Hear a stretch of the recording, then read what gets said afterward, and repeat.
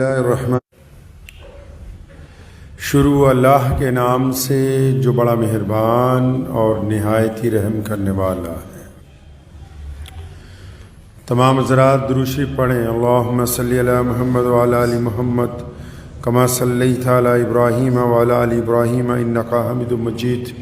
اللہم بارک علی محمد وعلی آل محمد کما بارکت علی ابراہیم وعلی آل ابراہیم انک حمید مجید۔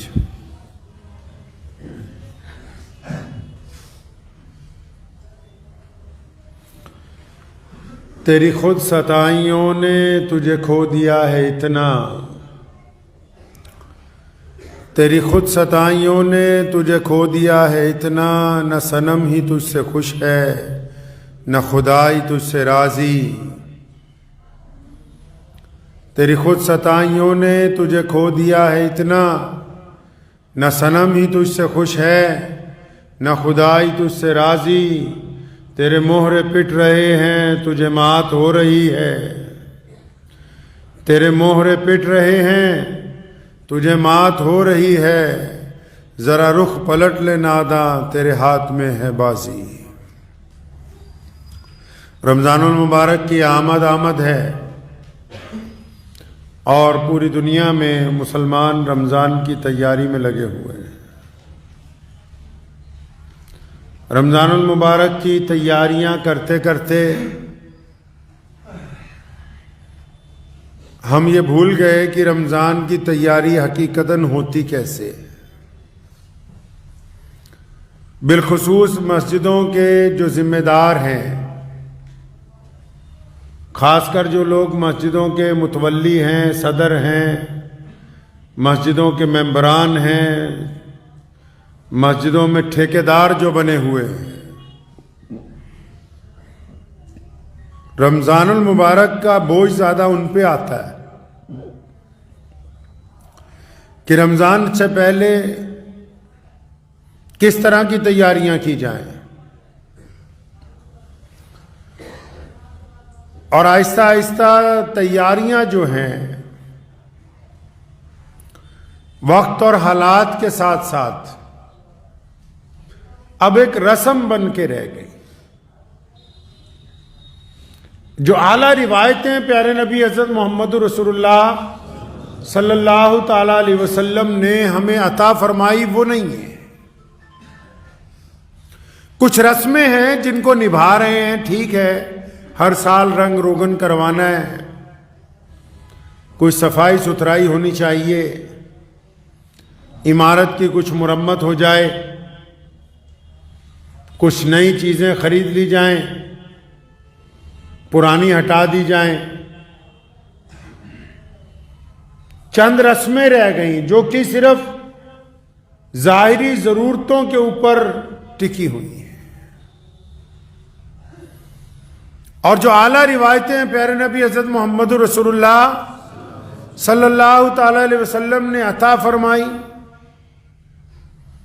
ان سے بے خبر ہے۔ انسان ویسے وہی ہوتا ہے جس کا دل زندہ ہو۔ لوگ تو بہت ہیں دنیا میں، ان اربوں لوگوں میں، کروڑوں لوگوں میں پہچانے وہ جاتے ہیں جن کا دل زندہ ہوتا ہے۔ جو مردہ دل لوگ ہوتے ہیں وہ رسموں کے ذریعے جیتے ہیں کہ کھانا کھانا ایک رسم ہے، سونا ایک رسم ہے، آرام کرنا ایک رسم ہے، گھر والوں کی خدمت کرنا ایک رسم ہے۔ بس رسمیں نبھاتے نبھاتے ان کا وقت جو ہے وہ گزر جاتا ہے۔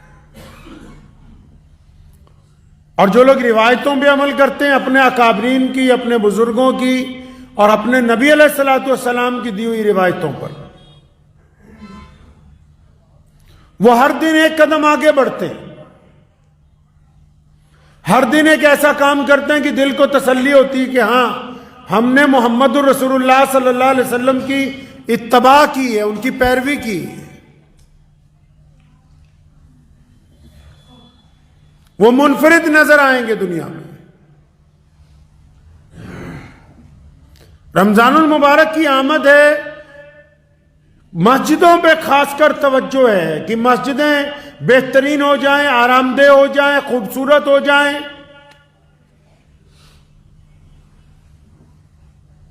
ان میں ساز و سامان اچھا ہو، اس میں کوئی دو رائے نہیں ہے۔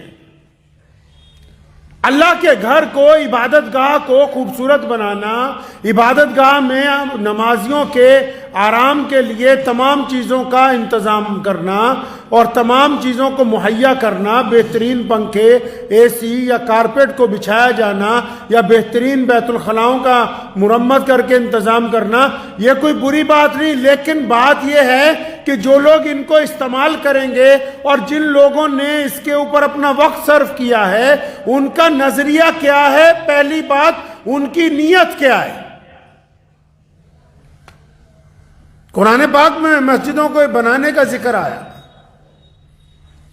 اور صحیح بخاری میں نبی علیہ الصلوۃ والسلام نے ارشاد فرمایا کہ جس نے اللہ کی رضا کے لیے، جس نے اللہ کی رضا کے لیے مسجد بنائی تو اس نے جنت میں اپنا گھر بنا لیا۔ لیکن یہ جتنے اب مسجدوں والے ہیں، زیادہ تر الا ماشاءاللہ، وہ حدیث کا پہلا ٹکڑا تو توجہ ہی نہیں دی جا رہی کہ جس نے اللہ کی رضا کے لیے یہ شرط رکھی ہے۔ شرط یہ نہیں ہے کہ خان صاحب کی تعریف ہو، میاں صاحب کی تعریف ہو، انصاری صاحب کی تعریف ہو، ملک صاحب کی تعریف ہو۔ شرط یہ نہیں ہے کہ صدر محترم کے گنگان کرتے رہیں متولی صاحب کے کہ فلاں کام بہت اچھا کیا۔ شرط یہ ہے کہ کام کرنے والا اگر مسجد میں قالین بچھا رہا ہے، مسجد کی عمارت کو بنا رہا ہے، مسجد کے در و دیوار کو خوبصورت کرنا چاہتا ہے، اس کی اپنی نیت کیا ہے؟ اگر اس کی نیت یہ ہے کہ یہ لوگ خوش ہو جائیں اور میری تعریف کریں تو اس کا بدلہ یہیں پر مل گیا اس کو، کوئی جنت میں گھر نہیں بننے والا، یہی مل گیا ہے بدلہ۔ کیونکہ جب وہ پہلی شرط ہی نہیں مان رہا ہے، مسجد کو بنانے کی پہلی شرط ہی نہیں مان رہا، اللہ کی رضا کے لیے کام ہی نہیں کر رہا، پہلے اپنی انا پھنسی ہوئی ہے، اپنی میں پرستی پھنسی ہوئی ہے، اور انا تو اس حد تک پھنس گئی ہے ہماری کہ جو لوگ مسجدوں کے منتظمین ہیں وہ ماشاءاللہ چند کو چھوڑ کے مسجدوں کے منتظمین اب مسجد کے مالک بن گئے، نمازیوں کی بے عزتیاں کرتے ہیں، آنے والوں کے ساتھ بدخلقی کے ساتھ پیش آتے ہیں۔ حیرت کی بات یہ ہے کہ بندہ اپنے مالک سے ملنے جاتا ہے تو مالک کے گھر کے نوکر مالک کے مہمانوں سے بدتمیزی کر رہے ہیں۔ نمازی اپنے مالک کے گھر جا رہا ہے نا، اپنے رب کے گھر جا رہا ہے، تو مالک کے نوکر بادشاہ بن گئے اور مالک کے نوکروں سے بدتمیزی کر رہے ہیں، اور پتہ ہی نہیں کہ کرنا کیا ہے، مسجد کا مطلب کیا ہے۔ مسجد تو ایک ماں کی طرح درجہ رکھتی ہے لوگوں کے لیے، مسجد تو بڑی ہی شفقت کا گھر ہے، مسجد تو دوسروں کے صبر اور ہمت کی علامت ہے، مسجد تو لوگوں کو راحت پہنچانے کا ذریعہ ہے، مسجد سے تو پیار اور اتفاق بانٹا جاتا ہے، مسجد سے تو لوگوں کے سروں پر اوڑھنی رکھی جاتی ہے، مسجد سے تو بھوکوں کو کھانا کھلایا جاتا ہے، مسجد سے تو یتیم اور مسکینوں کی خبرگیری کی جاتی ہے، مسجد میں ان پڑھوں کو پڑھایا جاتا ہے، مسجد میں کندھے سے کندھا جوڑ کے اللہ کے حضور کھڑے ہوا جاتا ہے، مسجد سے تو کفر کے سامنے ایک طاقت کا اعلان ہوتا ہے۔ لیکن اب ہماری مسجد ان مسجدوں سے میل ہی نہیں کھاتی جو محمد رسول اللہ صلی اللہ علیہ وسلم کی مسجد ہے۔ ہمارے پاس وہ مسجد ہی نہیں ہے۔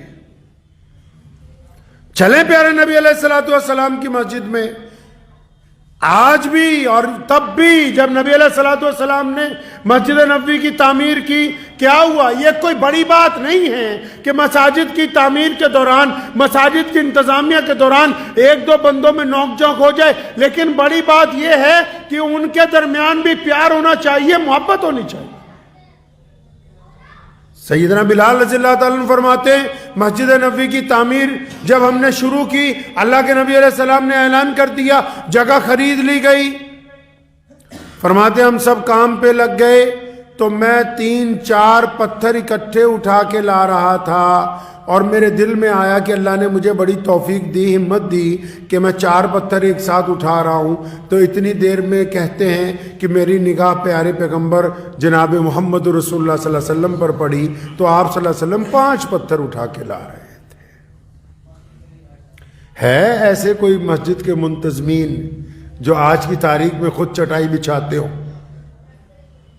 ہے کوئی ایسے صدر صاحب جو مسجد کی ٹوائلٹ کو خود صاف کرتے ہوں؟ ملا کوئی ایسا ٹرسٹی جو ہاتھ میں پوچھا لے کے لگا ہوا ہو؟ پیارے پیغمبر خود پتھر اٹھا رہے ہیں، اور مسجد کی تعمیر کے دوران اگر کوئی بات ہو جاتی جس طرح عام ہم لوگ کرتے ہیں، ایک موقع پر کوئی بات ہوئی تو نبی علیہ السلام نے فرمایا حضرت علی رضی اللہ تعالیٰ عنہ سے، علی یہ ہم نے عمار بن یاسر کو خوش کرنا ہے یار۔ مسجد نبوی بنائی گئی، اصحاب صفہ کا چبوترا درمیان میں بنا دیا۔ لوگوں نے پوچھا یا رسول اللہ یہاں کیا ہوگا؟ فرمایا جو مسکین ہیں، جو یتیم ہیں، جن کا کوئی سہارا نہیں ہے، جن کو کوئی پوچھتا نہیں ہے، جن کو کوئی کھانا کھلانے والا نہیں ہے، جن کو کوئی کپڑے دینے والا نہیں ہے، جن کے سر پر چھت نہیں ہے، جن کو کوئی تعلیم نہیں دے سکتا، جن کو کوئی پڑھنے نہیں دیتا، وہ لوگ یہاں رہیں گے، ہم ان کو پڑھائیں گے، ان کو کھلائیں گے، ان کو اچھے کپڑے دیں گے، ان کے سر پر چھت ہوگی۔ یہ مسجد نبوی صلی اللہ علیہ وسلم ہے۔ یہ تو بولے کہ اگر سفیر بھی آ جائے نا تو ٹرسٹی کہتا ہے مسجد میں نہیں آرام کر سکتا، مسجد میں نہیں کر سکتا آرام، یہ تو صرف نماز پڑھنے کے لیے بنائی ہے۔ محمد رسول اللہ صلی اللہ علیہ وسلم نے قرآن پاک نے خود سورہ توبہ میں بار بار اس کا ذکر کیا کہ یہ جو نمازیں ہیں، یہ جو رکوع ہیں، یہ جو سجدے ہیں، یہ اتفاق کے لیے مسجد میں قائم کیے گئے تاکہ تم ایک دوسرے کے کندھے سے کندھا ملا کے اپنے رب کے حضور جھکو۔ مسجد تو محبت کی علامت ہے جو محلے میں رہنے والے لوگوں کو آپس میں جوڑتی ہے۔ جب وہ کندھے سے کندھا ملا کے کھڑے ہوتے ہیں تو ان کے دلوں میں سے نفرت ختم ہوتی ہے، برادری واد ختم ہوتا ہے، چھوا چھوت ختم ہوتی ہے، انصاف درمیان میں آتا ہے، خلوص درمیان میں آتا ہے۔ اگر یہ کندھے سے کندھا ملانے کے باوجود بھی آپس میں دلوں میں نفرت ہے تو جماعت ابھی اپنے معراج تک نہیں پہنچی۔ رمضان کی تیاری کرنی ہے، ٹھیک ہے مسجد میں رنگ روگن ہونا چاہیے، ٹھیک ہے مسجد میں نئے قالین بچھنے چاہیے، اچھی بات ہے کہ مسجد میں اے سی لگے ہونے چاہیے، لیکن جو لوگ رمضان کی تیاری جو مسجد والے کر رہے ہیں، جن کو ہم نے اپنا ٹھیکیدار بنا لیا، جن کو کہہ دیا کہ ہاں اچھے بھی ہیں، سارے ہی برے نہیں ہو سکتے، ہاں تم بہتر ہو ہم سے، تم اللہ کے گھر کی خدمت کرو، ہم تمہارے ساتھ کھڑے ہیں۔ کیا یہ خدمت کرنے والوں کو مسجد کی تیاری کے دوران رمضان میں وہ لسٹ یاد ہی نہیں جس میں یہ طے ہو سکے کہ محلے میں نوکری پیشہ لوگ کتنے ہیں جن کی تنخواہ 10-15 ہزار ہے، جو عید کی خوشی نہیں منا سکتے؟ کیا مسجد کے صدر کی، ٹرسٹی کی یہ ذمہ داری نہیں تھی کہ وہ رمضان سے پہلے ایسے لوگوں کی نشاندہی کر لیتا کہ جن کی رمضان کے اندر چھپ کے ہم مدد کرتے؟ لیکن اب جو ہے ساری توجہ رنگ روگن کے اوپر ہے، غریب لوگوں کے اوپر ہماری توجہ نہیں ہے۔ اس کی ذمہ داری نہیں بنتی؟ کیا مسجدوں کا جیوریڈکشن نہیں ہوتا؟ کیا مسجدوں کی حدود نہیں طے کی اللہ تبارک و تعالیٰ نے کہ تمہارے دائیں طرف کون ہے، بائیں طرف کون ہے، آگے کون ہے، پیچھے کون ہے، کون کھا رہا ہے، کون بھوکا ہے، کون مسلمان ہو یا غیر مسلم ہو؟ یہ طے نہیں کیا مسجد کے ذمہ داروں کو کہ آؤ نکل کے دیکھو تو صحیح کہ تمہارے آس پڑوس میں کتنے لوگ بھوکے ہیں جن کو رمضان میں تمہاری ضرورت ہوگی؟ تم ان بھوکوں کی تو بات ہی نہیں کرتے رمضان سے پہلے اپنے پاس بیٹھ کے۔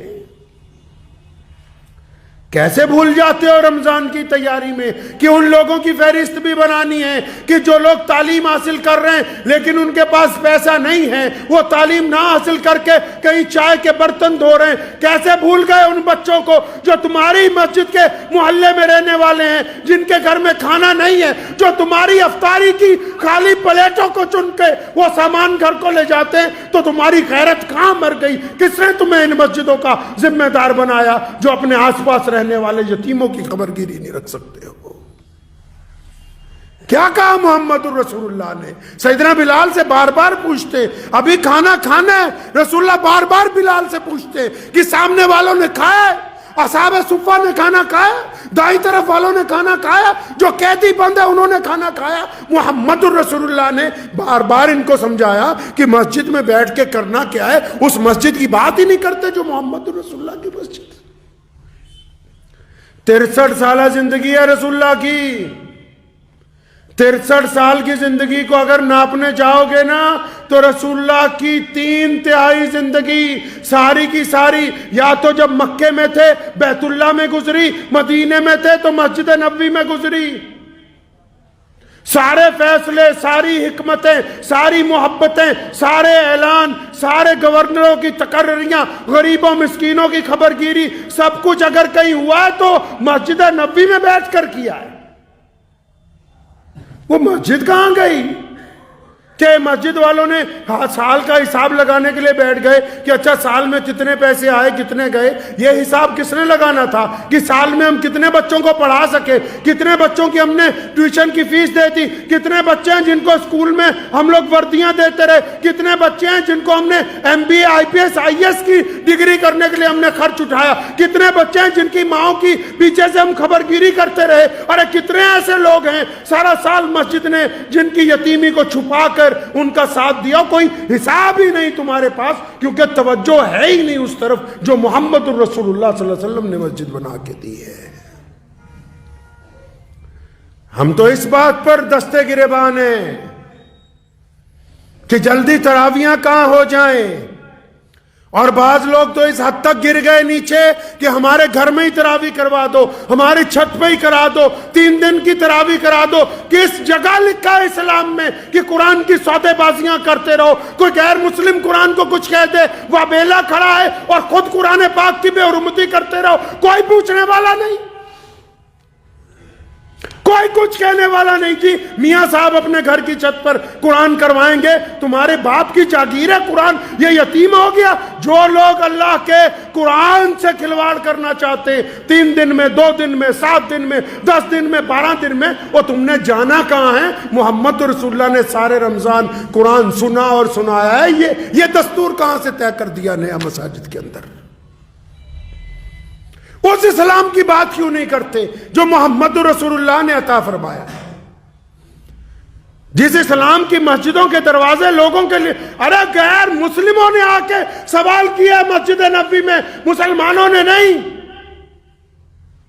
پڑھو امام بخاری کو، غیر مسلموں نے سوال کیا یا رسول اللہ کھانا چاہیے، پیارے پیغمبر کے پیٹ پر پتھر بندھے، کیوں؟ قحط پڑا ہوا کھانا نہیں ہے، اس کو بھی پتہ ہے مانگنے والے کو مدینے میں کھانا نہیں ہے، لیکن اس کا ایمان ہے کہ رسول اللہ کے در پر کوئی چلا جائے گا تو خالی واپس نہیں آئے گا۔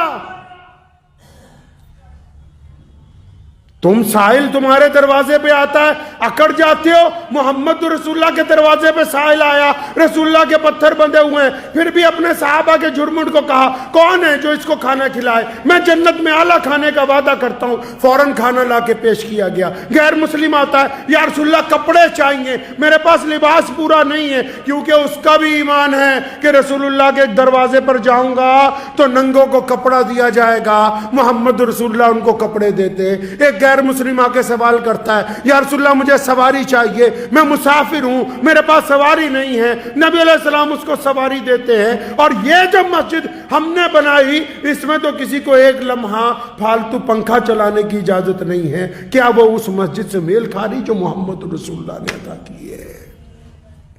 ہوتے کون ہو اکڑنے والے نمازیوں کے ساتھ؟ یہ اختیار دیا کس نے کہ سائل کے ساتھ مسجد کا متولی، مسجد کا ٹرسٹی، مسجد کا صدر کسی مانگنے والے سے بدتمیزی کر جائے؟ یہ اختیار تمہیں دیا کس نے؟ اللہ کے گھر کے خادم ہو تو پھر خادموں والا رویہ ہونا چاہیے، اللہ کے گھر کے نوکر ہو تو پھر نوکروں والی تمیز ہونی چاہیے۔ یہ روش آئی کہاں سے؟ کہا کس نے کہ اس طریقے کے ساتھ تم انسانوں سے وطیرہ کرو؟ جی رمضان آ رہا ہے، رمضان آ رہا ہے، رمضان آ رہا ہے، وہ ٹھیک ہے رمضان آ رہا ہے، کچھ اپنی توبہ بھی تو کر لو کہ آج کے بعد میں کڑوا نہیں بولوں گا، آج کے بعد میں بدتمیزی نہیں کروں گا، آج کے بعد آنے والوں سے گندی نگاہ سے نہیں دیکھوں گا، آج کے بعد کسی بیٹی کے اوپر گندی نگاہ نہیں ڈالوں گا، آج کے بعد کسی کو دھکا نہیں ماروں گا، آج کے بعد کسی کا دل نہیں توڑوں گا۔ کون سی تیاری ہے رمضان کی؟ اگر رنگ روگن کا نام تیاری ہے تو رنگ روگن پوری دنیا کے لوگ کر رہے ہیں، پوری دنیا کے لوگوں نے بڑی بڑی عمارتیں بنا لی، لیکن بیت اللہ کے مقابلے کی عمارت آج تک کوئی تعمیر نہیں کر سکا۔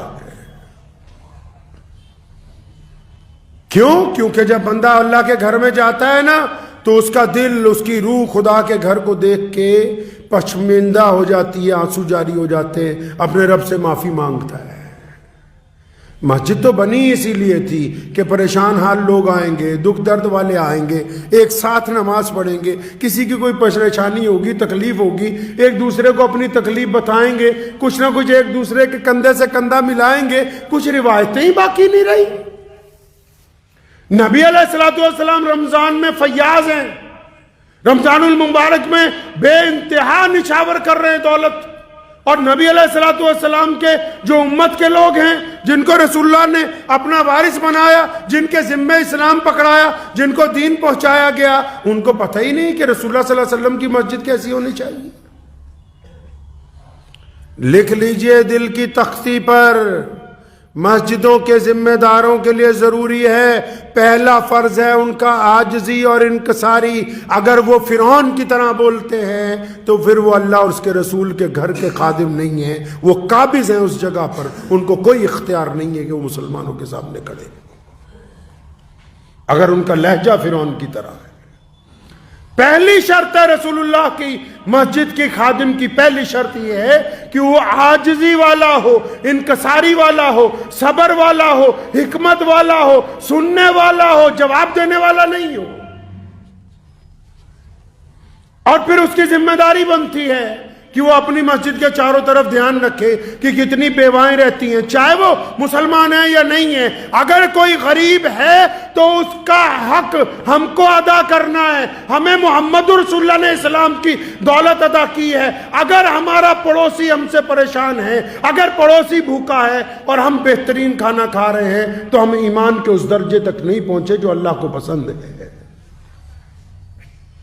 اب مسجدیں، رمضان شریف آ رہا ہے، مسجدوں میں آپ دیکھیں گے کہ اکثر لوگ چندہ کرنے کے لیے آئیں گے تو میرے دادا محترم حضرت مولانا مفتی محمد احمد لدھیانوی رحمۃ اللہ علیہ ہمیں سمجھایا کرتے تھے، میرے والد بھی شیخ اسلام مولانا حبیب الرحمن لدھیانوی رحمۃ اللہ علیہ، اکثر ایک لوگ بار بار آتے تھے، الحمدللہ اب بھی یہ سلسلہ ہے، بار بار آتے ہیں۔ تو ہم نے بچپن میں ایک دفعہ انہیں کہا کہ ابو جی یہ لوگ بار بار آتے ہیں، تو بہت سی مختصر سی بات سمجھائی، کام کی بات ہے، آپ بھی پلے باندھ لیجئے۔ کہا کرتے تھے کہ بیٹا یہ خدا کا شکر نہیں ہے کہ اللہ تبارک و تعالیٰ نے تمہیں دینے والوں میں رکھا ہے، لینے والوں میں نہیں رکھا۔ اللہ کا شکر نہیں ہے، ہر بندہ اپنی جگہ بیٹھ کے سوچ لے، چاہے وہ چھوٹا کام کرتا ہے یا بڑا کام کرتا ہے، آپ کو اللہ نے دینے والوں میں رکھا ہے، لینے والوں میں۔ ہماری ماں امی عائشہ رضی اللہ تعالیٰ عنہ کو پیارے پیغمبر جناب محمد صلی اللہ علیہ وسلم نے فرمایا، عائشہ اگر میں گھر پہ نہ رہوں اور کوئی آ جائے، کوئی سوال کرے، ایسا نہ ہو کہ وہ خالی آ جائے، خالی نہیں لوٹانا ہے۔ ہم لوگوں کا پہلا سوال یہ ہوتا ہے، او ہٹا کٹا ہے تو۔ اچھا ایمانداری سے ذرا اپنے اندر گریبان میں جھانک لیں، ہم لوگ ایمانداری سے اگر ہم اپنے گریبان میں جھانک لیں، جو ہماری ذاتی کارنامے ہیں یا جو زندگی ہماری گزر چکی ہے، جو ہم نے گناہ کیے ہیں، جو ہماری نیتیں خراب اگر رہی ہیں، تو کیا ہم اس قابل تھے جہاں آج ہیں؟ اگر آپ کو یہ لگتا ہے کہ مانگنے والا ہٹا کٹا ہے، تو جو کچھ اللہ نے آپ کو دے رکھا کہ آپ اس قابل ہیں؟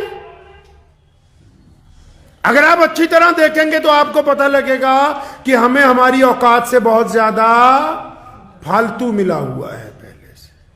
تو پہلی بات تو یہ کہ اگر کوئی رمضان میں مانگنے والا آ جائے تو اس کو انکار نہیں کرنا، غیر رمضان میں بھی آ جائے تو انکار نہیں کرنا، یہ رسول اللہ کی سنت ہے۔ دوسرا، پھر مسجدوں میں اب کون لوگ آئیں گے؟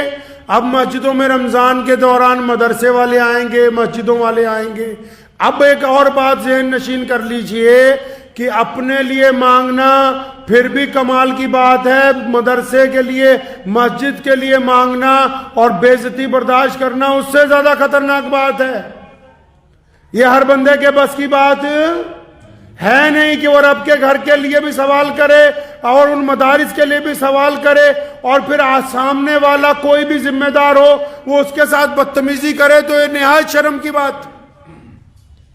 کیونکہ جو سامنے آ رہا ہے کسی درسگاہ کے لیے، کسی مدرسے کے لیے، کسی مسجد کے لیے، وہ تو بڑی ہمت کے ساتھ، استقامت کے ساتھ، بڑی نیک نیتی کے ساتھ آپ تک پہنچ رہا ہے۔ آپ کی ذمہ داری بنتی ہے کہ جو سفیر آئیں تو ان کے ساتھ بدخلقی کے ساتھ بالکل بھی پیش نہ آئے، ان کا احترام کریں، ان کی بھی عزت کریں۔ ہو سکے تو جس مدرسے سے وہ آئیں، جس مسجد سے آئیں، ان کو بھی دیں، اور علیحدہ سے کچھ ان کو ویسے ہدیہ دیں کہ بھائی تم دین کی خدمت کر رہے ہو، یہ تمہارے لیے بڑی بات ہے۔ اب اس کے بیچ بیچ میں ایک مسئلہ اور یہ بھی ہے کہ بہت سارے لوگ جو ہیں وہ دین کے نام پر ڈاکہ ڈال رہے ہیں مسلمانوں کی جیبوں پر، ان کا کیا کریں؟ یہ تو درست ہے جو لوگ مسجد مدارس کے لیے آ رہے ہیں وہ بڑی نیک نیتی کے ساتھ آ رہے ہیں، لیکن ان کے ہی بہروپ میں چھپے ہوئے چند ڈاکو ایسے ہیں جو کسی مسجد کی طرف سے نہیں، پنجاب کے نام پہ تو آج کل ہول سیل میں، جو کسی مدرسے کی طرف سے نہیں ہیں۔ تو مجھے ایک صاحب نے 2-3 سفیر جو ہیں وہ ڈپلیکیٹ پتے پکڑے، انہوں نے تو تصویر بھیجی، بڑی لمبی شمبی داڑھی، پورے شیخ بنے ہوئے، تو مجھے انہوں نے کہا دیکھو جی یہ ملا جی ہیں۔ میں کہا یہ ملا جی نہیں ہے بھائی، کوئی مولوی ملا غلط کام نہیں کرتا، کچھ ڈاکوؤں نے داڑھی رکھ لی ہوتی ہے، وہ ڈاکو غلط کام کرتے ہیں۔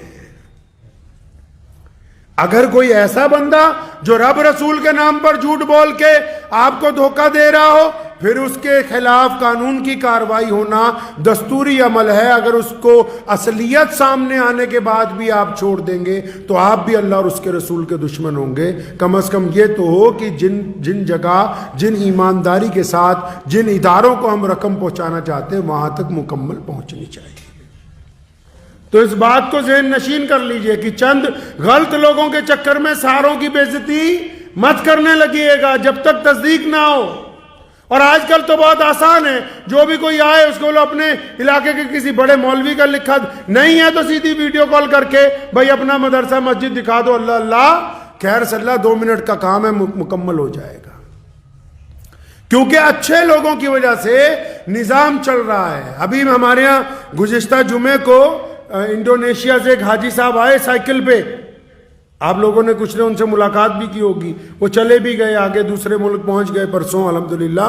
تو وہ جب آئے تو بہت سارے لوگوں نے کوشش کی کہ ہم نے بھی کہ بھائی کچھ ہدیہ لے لیں، تو جتنے لوگوں نے بھی مسافہ کیا، کچھ دینے کی کوشش کی، تو صاحب انہوں نے انکار کر دیا، ایک چھوٹا پیسہ بھی۔ ورنہ کئی ایسے بھی گزرے 50 لوگوں کو لے کے چینلوں پر کروڑوں روپیہ کماتے رہے اور لوگوں کو دھکے مارتے رہے، بدتمیزیاں کرتے رہے، 24 گھنٹے ویڈیوگرافیاں کرتے رہے، حرمین شریفین کی جا کے بھی عزت کو اسی طرح کیا۔ لیکن جب کوئی مخلص بندہ آتا ہے اس کی چال ڈھال ہی الگ ہوتی ہے، کوئی سوشل اکاؤنٹ نہیں، کب سے گھر سے چلا ہوا ہے، پہنچ گیا بیت اللہ کے قریب جا رہا ہے۔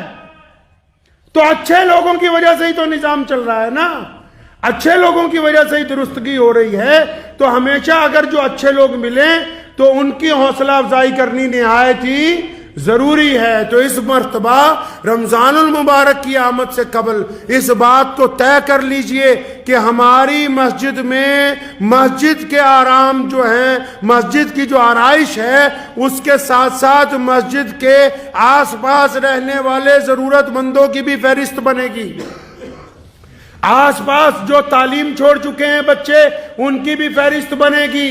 اور صرف غریب وہی نہیں ہے جو ہاتھ پھیلا کے مانگ رہا ہے، اور مسلمانوں آنکھیں کھولو، محمد رسول اللہ کے دین کو دیکھو، ابو بکر صدیق کے وطیرے کو دیکھو، عمر فاروق کے طریقے کو دیکھو، عثمان ذی النورین کی چال دیکھو، مولا علی رضی اللہ تعالیٰ کے کارنامے دیکھو کہ راتوں کو چھپ چھپ کے ان مسلمانوں کے گھر کے باہر بھی سامان رکھ کے آتے تھے جو مزدوریاں کرتے تھے۔ پتہ ہے کہ ان کا کام چلتا ہے، لیکن یہ یقین تھا کہ اتنے پیسے نہیں ہیں کہ یہ اچھے کپڑے خریدیں، اتنے پیسے نہیں ہیں کہ یہ بہتر کھا سکیں، تو ان کی قبر گیری کون کرے گا؟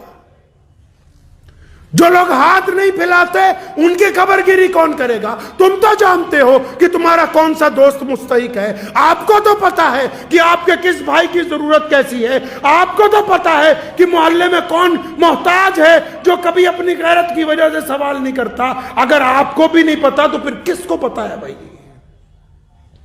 کس کو پتا ہے پھر؟ کون خبر گیری کرے گا یہ دنیا والوں کی؟ محمد رسول اللہ نے آپ کو اسی لیے یہ دین عطا فرمایا کہ جو ایک اللہ اور اس کے رسول کے پیروی کریں گے وہ دوسروں کا ساتھ دیں گے۔ جن کی غیرت مر جائے، جن کا بالکل ہی غیرت مر جائے، جن کو آس پاس رہنے والوں کی بھی خبر نہ ہو، پھر ان کے لیے رب رسول کی طرف سے کوئی نعمتیں آنے والی نہیں ہیں۔ آج صبح اخبار پڑھا، ویسے تو آپ سارے لوگ ماشاءاللہ سوشل میڈیا کے ماہر ہیں، ایک دوسرے کے خلاف ڈپلیکیٹ فتوے، ایک دوسرے کے خلاف جو الٹی سیدھی باتیں جتنی ہیں، وہ روزانہ جو کوئی بندہ نیا واٹس ایپ چلاتا ہے وہ تو سارا کچھ ایسے بھیجتا ہے پوری دنیا کو جیسے آج ہی اس کو پتہ لگا اسلام ہے کیا۔ کل شام فلسطین کے جو مہاجر مسلمان ہیں، گزشتہ 3-4 مہینوں سے جو لگاتار یہودیوں کے ظلم و ستم کی وجہ سے ایک طرف لگے ہوئے ہیں، ان کے اس کیمپ پر جہاں پر بچے رہ رہے ہیں، عورتیں رہ رہی، بوڑھے زخمی رہ رہے ہیں، وہاں پر بھی یہودیوں نے کل بم گرائے، اور ایک وقت میں ان لوگوں پر کل بمبارمنٹ کی گئی جو کھانا لینے کے لیے بارڈر کے اوپر رکے ہوئے تھے۔ 140 افراد کو شہید کر دیا گیا، اور تم ابھی اس چکر میں لگے ہوئے ہو کہ سنگ مرمر کون سا لگوانا ہے، قالین کون سے بچھانے، پتھر کون سا خریدا جائے گا بھی ہمارے لیے۔ دل پہ ہاتھ رکھ کے بتاؤ کتنے مسلمانوں نے فلسطین کے مسلمانوں کو 1-1 روپیہ بھیجا ہے؟ بھیجا ہے کسی نے؟ میں شروع میں بھی کہا تھا کہ کم از کم ضمیر زندہ ہونا چاہیے۔ آپ سے بہتر تو بھارت سرکار کا وہ نمائندہ ہے جس نے کل وہاں سیوکت راشٹر میں کھڑے ہو کے یہ کہا کہ وہاں پر فلسطین کے جو لوگ ہیں ان کو ایک راستہ دو تاکہ ان تک ہم لوگ کھانا پہنچا سکیں۔ پڑھ لیجئے آج کے اخبار میں، وہ بھی خبر ساتھ ہی لگی ہوئی ہے۔ بھیجا ہے کچھ؟ اپنی غیرت کو زندہ رکھیں، کلمہ لا الہ الا اللہ محمد رسول اللہ کے پیغام کو سمجھیں۔ ایک غیر مسلم نمائندہ تو یہ کہہ رہا ہے کہ ہاں ان کو چاہیے، کچھ نہ کچھ آواز اٹھا رہا ہے، اور جنہوں نے کہا کلمہ لا الہ الا اللہ محمد رسول اللہ ہم پڑھنے والے ہیں، ان ملکوں کو سانپ سونکھ گیا، اور ہم جیسے جتنے ہیں یہ 1 روپیہ نہیں دے سکتے، اس سے زیادہ تو اور کیا دیں گے جو 1 روپیہ نہیں دے سکتے ہیں۔ 1 روپیہ میں آپ کو یہ نہیں کہہ رہا ہوں کہ آپ ہمیں دے دیں، باقاعدہ انٹرنیٹ پہ جائیے، دلی میں نے گزشتہ 3 مہینے پہلے بھی بتایا تھا، جن کے پاس نہیں ہے اکاؤنٹ نمبر وہ سوشل میڈیا سے لے سکتے ہیں۔ دلی میں فلسطین کی باقاعدہ امبیسی ہے، باقاعدہ ان کا امبیسڈر ہے، آپ چاہے ان کو 2 روپے بھی بھیجیں گے وہ ان کے کھاتے میں جائیں گے، ان مظلوم لوگوں کے کام آئیں گے جو لگاتار جنگ کی حالت میں ہیں، لیکن وہ جنگ کی حالت میں ہونے کے باوجود دنیا کی اس سپر پاور کو دھول چٹا چکے جو یہ کہتے تھے کہ ہم 24 گھنٹے میں کسی کو بھی ختم کر سکتے ہیں، ان یہودیوں کو دھول چٹا سکے ہیں۔ اگر ان مظلوم مسلمانوں کی آپ مدد نہیں کر سکتے اپنے حلال رزق کے ذریعے، تو میرا ماننا یہ ہے کہ نہ آنے والا رمضان ہمیں کوئی فائدہ دینے والا ہے، نہ آنے والی عید جو ہے وہ عید اپنے معیار تک پہنچنے والی ہے۔ دعا کیجئے اللہ تبارک و تعالی مجھے بھی اور آپ سب کو بھی ان باتوں کے اوپر عمل کرنے کی توفیق عطا فرمائے۔ وآخر دعوانا ان الحمدللہ رب العالمین۔